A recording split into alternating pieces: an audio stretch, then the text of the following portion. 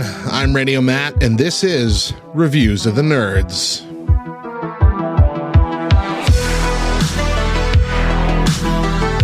Today, I'm reviewing the Disney movie Encanto. It's the latest Disney cartoon musical, but one of the few not centered around a princess of some sort. Instead, this movie focuses on Maribel Madrigal, the only member of her large family to not be granted some sort of special ability or power by their sentient house, powered by a magical candle. I know, it's all a bit confusing. And I'll be honest, it took me a couple watches to kind of get everything, and even then, I'm left with several questions, or at least several assumptions to fill in the story gaps. The biggest being, why did this all have to happen at all? I mean, what happens? The magic starts to disappear. This becomes the crux of the story, finding out the why, and I feel like the movie only gets 80% of the way to answering that question, but then just jumps to the conclusion. That being said, I consider this a minor issue because the movie makes up for its shortcomings with its amazing cast of characters and fantastic soundtrack. One song focusing on the super strong Luisa Madrigal, Surface Pressure, is a bop for sure, and it's all over TikTok. But more than just being a trend, this song touches on the anxiety of people who are so focused on helping other people that their own self-worth becomes tied up in the opinions of others and what you can do for them. In fact, this movie deals with several anxieties and mental health struggles in a way that I, as a 12-stepper, really connect with. This movie will speak to adults in a very powerful way, with reminders that we all need to take care of ourselves. And of course, this movie will be great for kids who are learning these things for the first time. You can find Encanto streaming on Disney+. I'm Radio Matt, this has been Reviews of the Nerds, and remember, it's okay to talk about Bruno.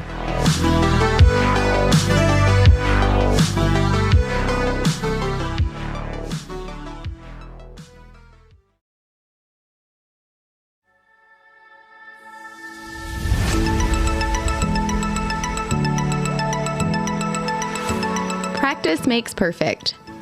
Or not. In the 36 years of my existence, I can positively say I've perfected absolutely nothing in my life. Even tasks I find myself continually doing, things I've done for the majority of my life. Walking, talking, standing, none of them are perfected still. Obviously, I say that in jest, but how often do we find ourselves obsessing over an idea of perfection?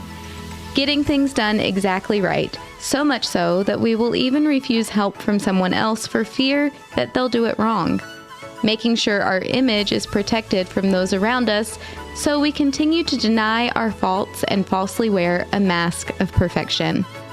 As we find ourselves still standing on the edge of the new year, I hope you find encouragement knowing perfection is not your command. Do not exhaust yourselves running toward an idol that God never gave you. Instead, take heart in remembering the words of Philippians 1:6.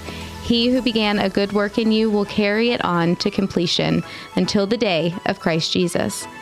His work in you will not be done until his work is fully done. We are a work in progress, under construction, a masterpiece yet to be finished, and with that, I find great peace. Practice does not make perfect, but it does make progress, perseverance, patience, possibilities, and peace.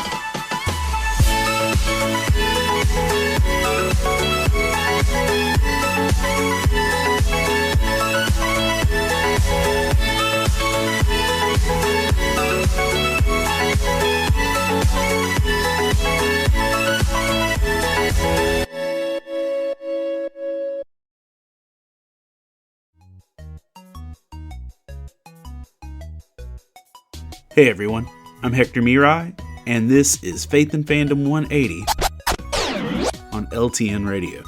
So being a pastor that has a pretty healthy relationship with a lot of nerds out there, I have the opportunity to sometimes be a part of nerd weddings. I've even talked about it here before. I've done some really cool nerd weddings that were Lord of the Rings themed, done some Avengers weddings, some Star Wars weddings. This past weekend, I was part of a wedding that was Beauty and the Beast themed.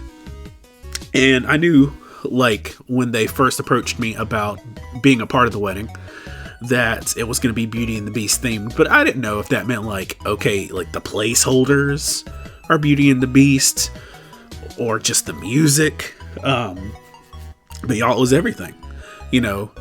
All the ceremony music was Beauty and the Beast. I DJ'd too, so I did the music. And even down to the groom's fashion, he wore the Beast's full blue suit, down to the frills and the lace and all the cool details and stuff. Even to the point that when it was time for dinner at the reception, the groom got up and did a full vocal performance of Be Our Guest. I mean, this dude imitated everything down to a T.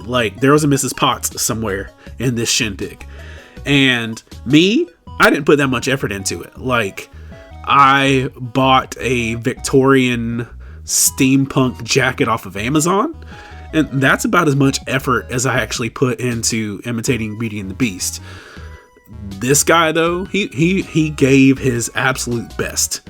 And it just really reminded me of the fact that sometimes when it comes to imitating God, that's kind of the contrast between some Christians and others. Some Christians are okay with just having a base association of imitating God, and then some people actually want to imitate God to the point that it's effective.